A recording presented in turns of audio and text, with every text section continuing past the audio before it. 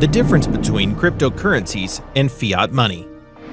The money we use every day, for example, the US dollar, the euro, the British pound, or the Japanese yen, is called fiat money and is controlled by central banks. The word fiat originates from Latin and translates to "let it be done." In present times, fiat money does not hold intrinsic value, as it is not backed by hard assets such as gold. Nonetheless, fiat currencies are accepted as legal tender and the promise of the issuer. In other words, people blindly trust the competence and foresight of central banks. On that, the inventor of Bitcoin, Satoshi Nakamoto, said, "The root problem with conventional currencies is all the trust that is required to make it work. The central bank must be trusted not to debase the currency, but the history of fiat currencies is full of breaches of that trust."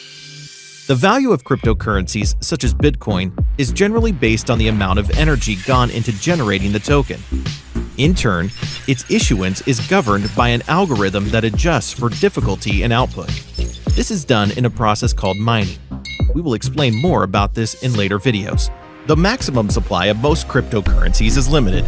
In the case of Bitcoin, there will only ever be 21 million in existence, with the last Bitcoin being mined around the year 2140. The limited supply makes Bitcoin a deflationary asset instead of an inflationary one such as fiat currencies.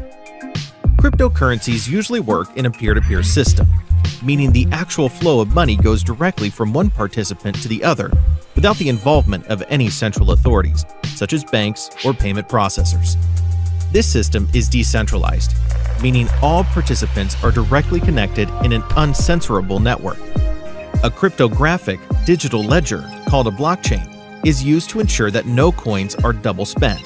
Every transaction is stored on the blockchain, and a copy of the ledger is kept by every participant or node of the network.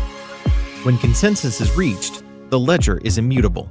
An attacker must gain 51% control of the network to manipulate the ledger, which, when considered the massive hash rate of the Bitcoin network, is impossible to achieve without spending more than the value of any potential hack.